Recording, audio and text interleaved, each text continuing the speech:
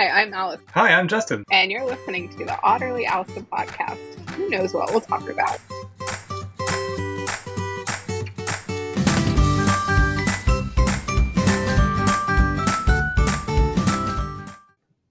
I had a leaky faucet in the bathroom it's been getting progressively worse. Like if I just tweak the handle just right, it wouldn't drip too much. And then I came home Friday evening and it was really, really dripping. I was like, oh, this is going to cost money. So I went to turn off underneath the sink in the bathroom, the little knobby thing. And when I touched it. So my weekend was mostly plumbing. I did it myself and waiting on things and cleaning things up. So I didn't get as much done on the Otterly Owlsome collateral. Thank you, yeah. Hallmark cards. So maybe we should start there. I think if we start off the podcast, and I'll probably edit out a little bit, but we should probably provide people with first where the heck this name came from. I put in our worksheet or our session sheet the Otterly Owlsome. Yeah, the Otterly Owlsome Podcast with Allison and Justin. And I did A before J, so I'm just keeping it alphabetical. And tagline with who knows what we'll talk about next.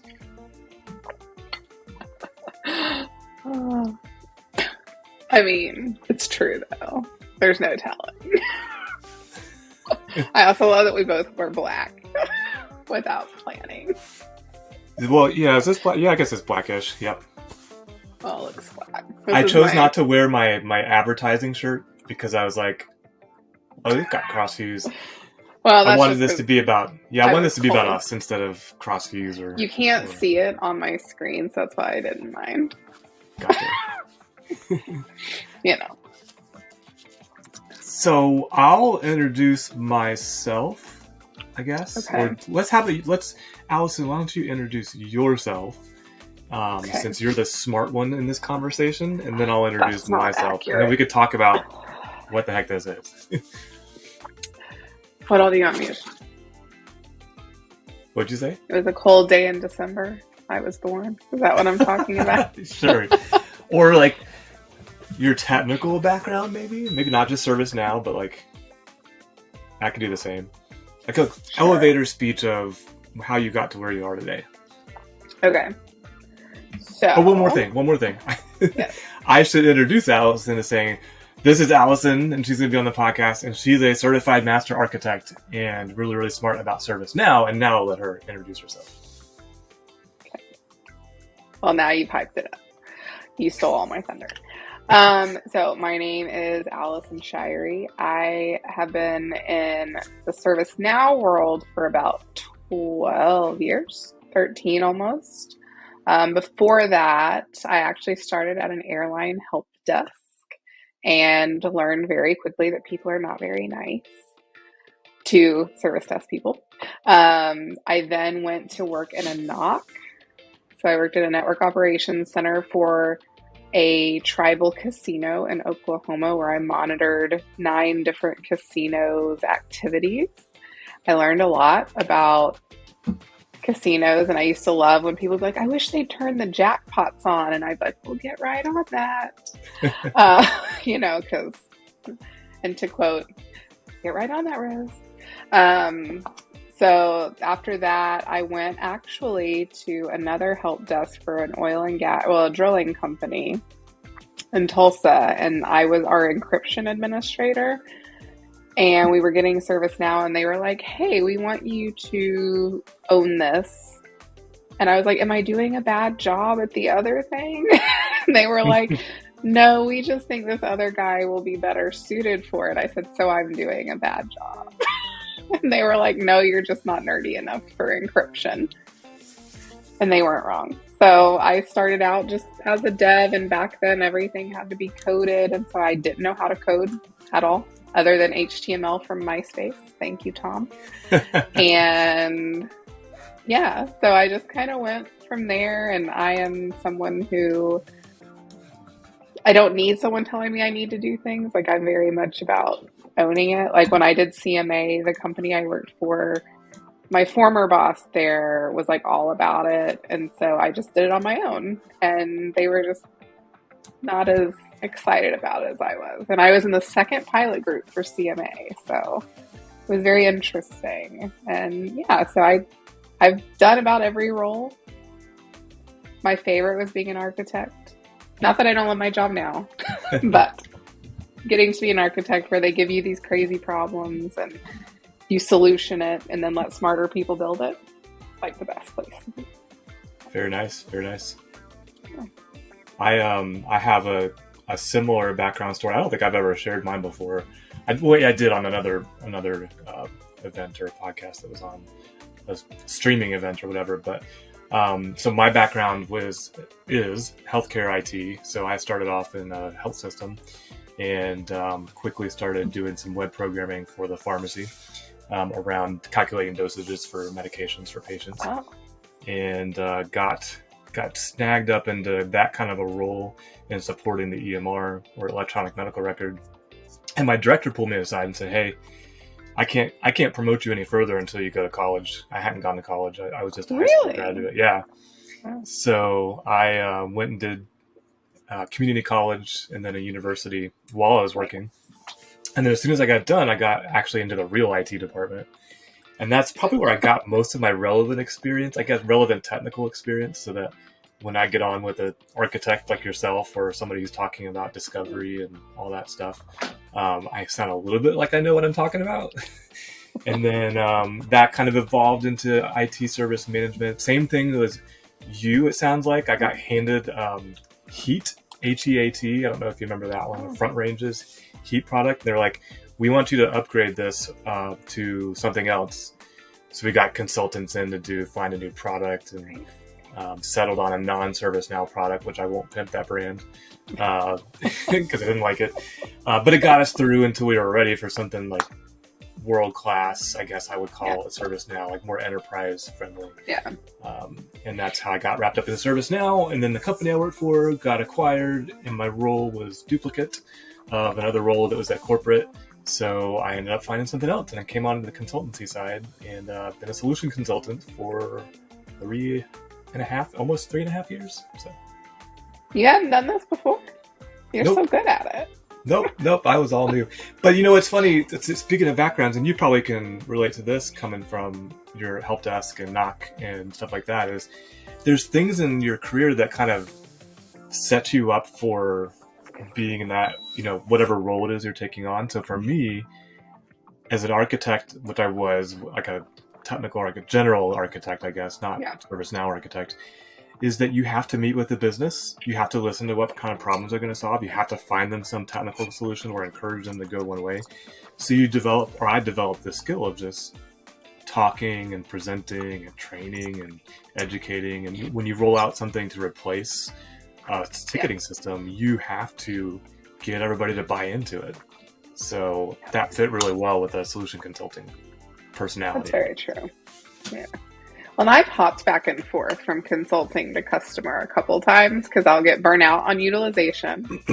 And so I'll go back to a customer and then I'll get burnout that customers won't invest in a ServiceNow team and expect me to be able to do everything, which I always have been able to. But then I'm like, right, but what if I go on vacation and something happens, or there needs to be someone to bounce ideas off of? So I've flipped back and forth a couple of times, and always flipped back to oil and gas when I was on the customer side, but then would always come back to consulting because I get to light the match and walk away. And literally, depending on the that's a bad thing in customer, oil and gas. it is, but I spent 18 years in healthcare before I finally flipped.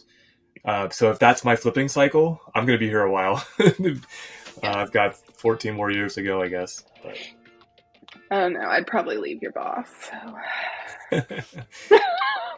My boss may or may not be related to Allison. We're not related. Oh yeah. That would be you.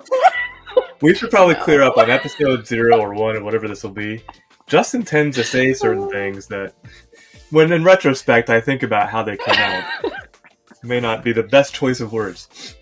Well, it's better than bears and otters, apparently. Yes, I still need to dig up that. I need to go through it. So also for reference, we did a practice run, and Allison and I talked about nothing that we were supposed to do. And then that's a great segue, actually. But we did end up talking about bears and otters and owls and other various mammals. I guess they're mammals. Spirit animals. Owl's not a mammal. Spirit animals. Okay, yes. So tell us about how we got at least the otter part, Allison, of Otterly Owlsome. This is going to be really hard to pronounce.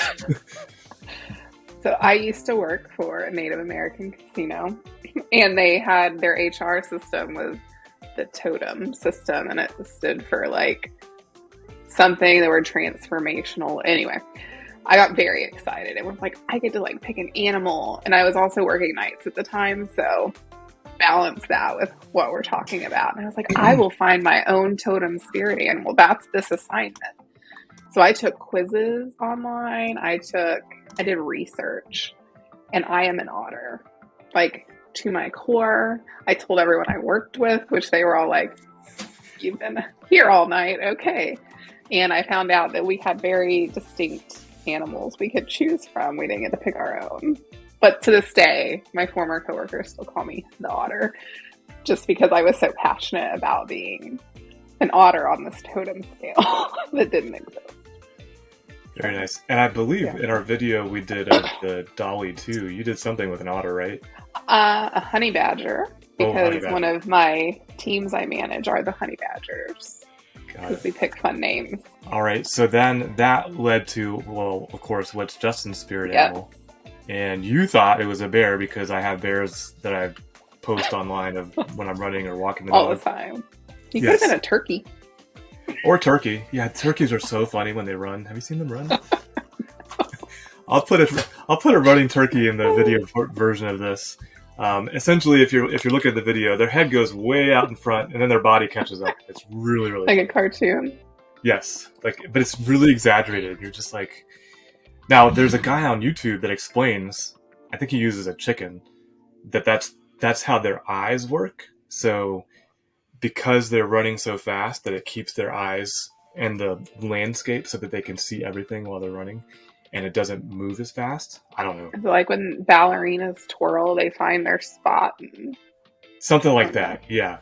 Smarter Every Day is the name of the show on YouTube. Okay. I'll link to that too. I'll provide a link to the explainer there. Actually, it's a really interesting video because he takes the chicken, and the chicken, he moves the body, but the head stays perfectly still. So he can move the entire body of the chicken. And that's what's going on with the turkeys, is that... Okay. Yeah, so... Anyways...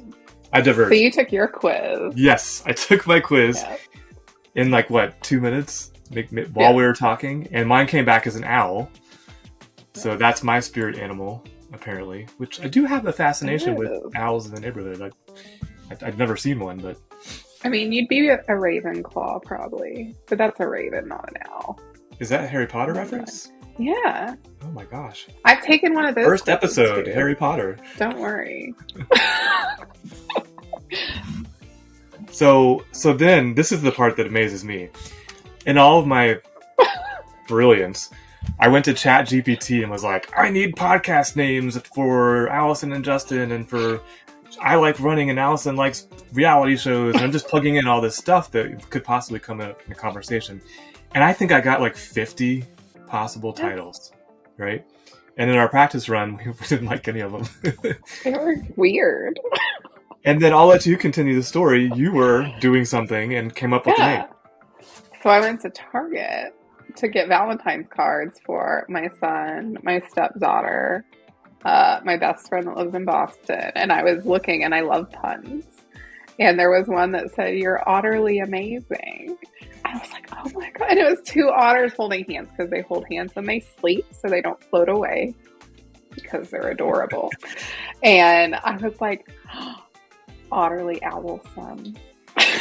It's perfect. It's punny and makes no sense about anything we'll talk about. And it's got what do I want to say? It references being utterly awesome, I think, right? It does, yeah. So we're quite confident that everyone's going to subscribe and enjoy this podcast in all its forms by calling it Otterly Awesome.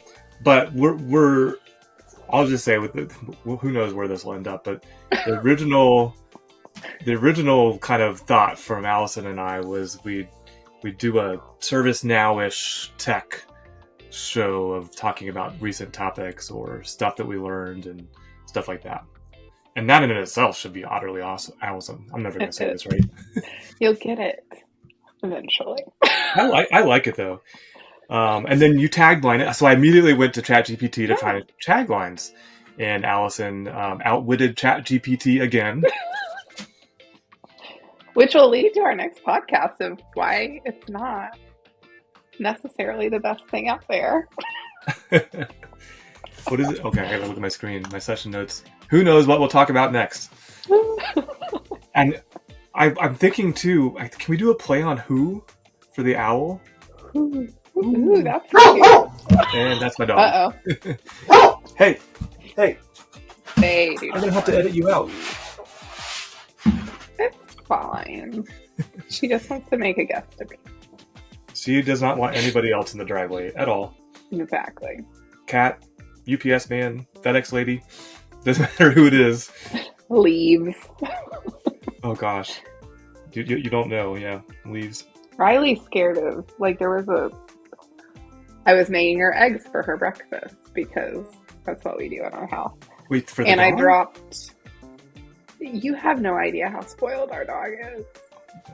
So I was making eggs and I dropped the little thing that I was using to make the eggs.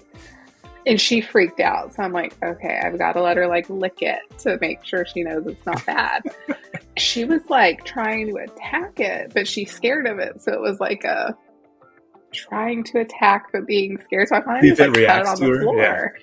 Yeah. So I finally just set it on the floor. It was it's got cheese on it, got egg on it. Had nothing to do with it. So, okay, this is going to be a really bizarre question, but I'm going through some flatulence issues with the dog at the moment. Does she have egg farts? No. Eggs. So eggs are actually very good for the dog, and even raw eggs. So normally I beat up some raw eggs and pour them over her food. They're good for their coat. Oh, gross. No, they have a different digestive system than us. And so I know, they I fed can my dog raw meat digest once. it. Yeah, it was gross. Oh, we don't do raw meat, but raw eggs, she loves it. And she won't do it when David does it, but I'm like, aren't you so egg-cited for your meal? And I get her pumped up for it. And then I'll be like, he'll walk in and be like, what are you doing? It's we're talking about our cheesy joes. He's just oh my God, Alice. Okay, do you beat the eggs before you pour them over the food? The raw ones, yes. The others, I just scramble them and we get nature seasoning, so there's a little bit of flavor. This is going to set the internet on fire. If, people are going to be commenting. Actually, do comment on the podcast or on YouTube or whatever. Leave us a know. Do you put eggs on your dog's food? You can apparently give them the shells, but I won't do that. That just seems... I mean, that would make sense if it was sitting in a tree and they, My dog ain't gonna go in a tree and eat an egg. I'm just trying to picture her now, even looking at a bird without freaking out. I guess the egg could fall out, and then they'd have no choice but to eat the shell and the guts or whatever. You're talking about my dog still would be like, no. Okay, yeah. And we only really knew about it because we have a fabulous dog sitter who came and was doing that. She's like, Riley ate everything, and I was like, I'm on Google, can you feed a dog raw? And it was yes, it's great for them. It's good for their coat. And I'm like, who knew? But eggs are now $400, so. Oh, there's that, yeah. Well, next week, I will let you know how this goes because I've got a bowl of food that's been sitting there. This is like regular dog food for a week. She won't touch it. She's only been eating treats and hot dogs and leftovers. But I need her to eat her food for some, how do I say this? Consistency. Protein. For protein, yes. Well, and, make sure you throw in the puns because that's what gets her really excited. Excited. Okay, I will throw in the puns for you, Allison. Thank you. Tell her they're from me. You're I'm whipping you up eggs just for this. And then I put a little bit of cheese. Melted or? For a nice. No, just shredded cheese. Not a lot, but then I mix it all with the dog food because she really wants the cheese. So she'll Sniff eat a little out. bit more than normal. Oh no, she can. It's all coated, but yeah. Gosh. Oh my gosh. I thought you were kidding when you were saying you're fixing the No, dog eggs. no. But you don't like scramble them ever or like cook them in any Like way. cook them? Yeah, so I cooked them today. Okay. 'Cause- Yeah, that's a spoiled yeah. dog. Oh. Mine's spoiled too, don't get me wrong. Oh no. We grill meat that is specifically for her when we're grilling our own meat. And by we, I mean David. So. Chicken quarters are like so cheap, but if you can throw them on the grill, they're really good. Dogs love them. Supposedly they'll eat them raw too. But, like they crunch the bones I up. won't do raw meat. Oh no, I don't want to hear that or see it. I don't want to hear that either. Yeah, that's a horrible sound.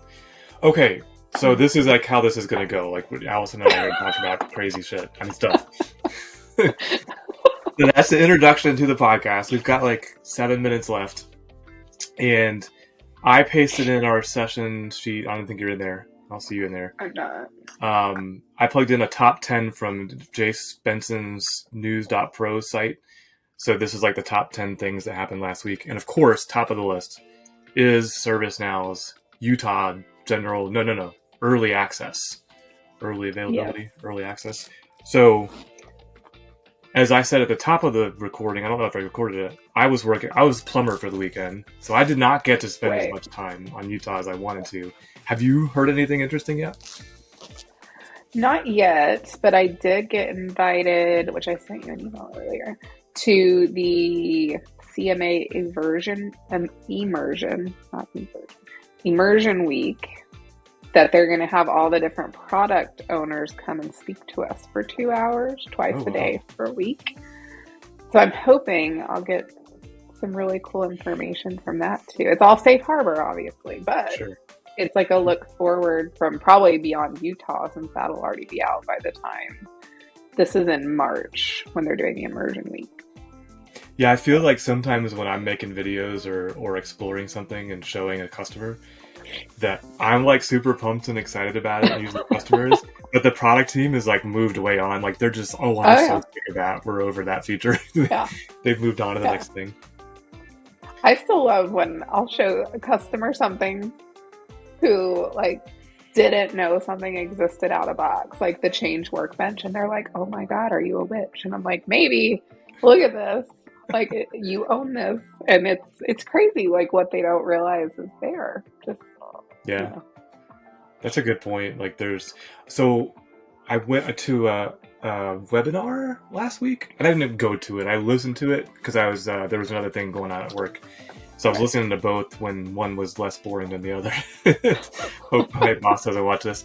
And it was about automation discovery, which is apparently ServiceNow. They like put this thing in your instance and it'll look at your data and say, you should probably automate this, or you should use predictive intelligence for that, and make these recommendations. Like to your point, there's stuff that ServiceNow can do like at a core platform level. I guess Change Workbench isn't really that. Playbooks are a thing that comes to mind. Like not a lot of people go after to use playbooks, but they're really cool. They're really helpful. So I feel like the playbooks help like for the change management piece, like OCM change management of like just learning and understanding, especially if they're brand new. Like, because I finally got to play with them and I was like, these are definitely nice to have for people on a budget, but for the OCM component, like it's like step by step by step. Yeah. Speaking of that, very cool.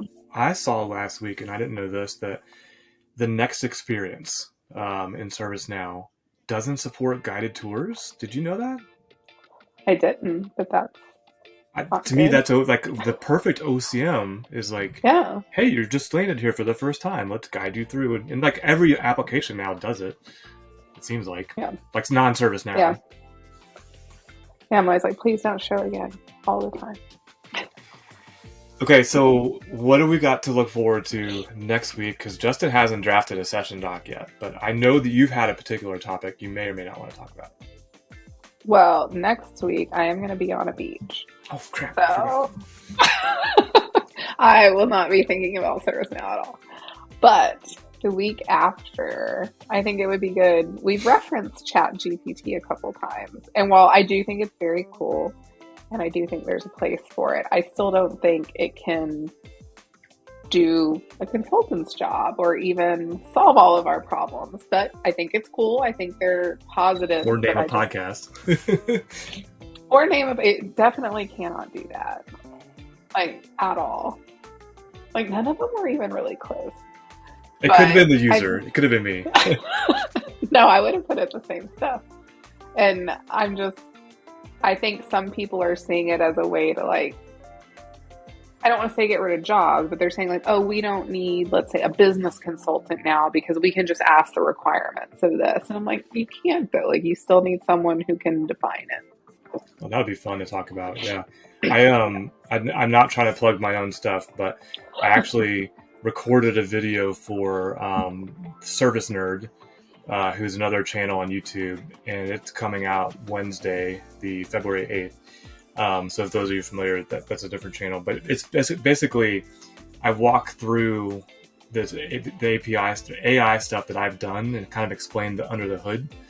And my takeaway message, and I'll say that here, is really like, this should just be another tool in our toolbox. And like, hopefully we can talk more about how to make it part of our process, I guess. Not replacing, but just part of what we do.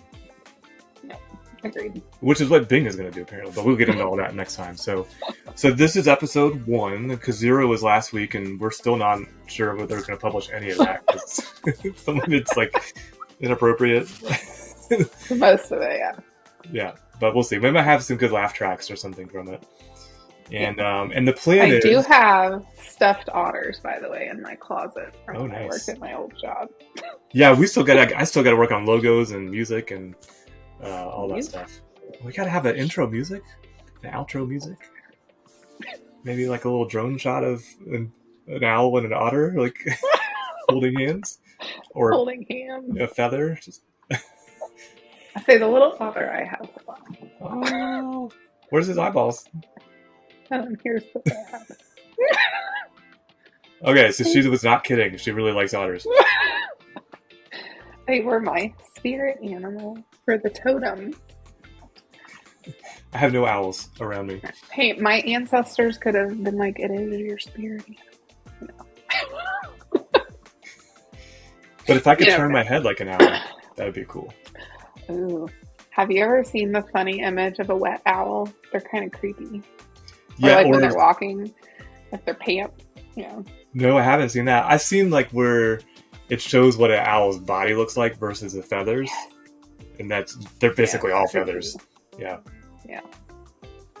There's a screech owl in my neighborhood. I don't know if you've ever heard of screech owl. They don't screech. It's really different and it's kind of spooky. I don't know why they call it Halloween owl. Was it the Halloween owl? Yeah, I guess. I just think they sound like Halloween. Yeah. But there's one that goes around the neighborhood, and I'll hear him hit it, them, she. I don't know. No specific gender. Maybe it's okay. the owl. Cool. Well, this is good. We stuck to our 30 minutes, 31. That's okay. And you'll be on vacation next week, and I'll cancel that invite, by the way. So I'll get that off our calendars. And you need anything from me? I don't think so. I guess I can stop recording. I did put makeup on today.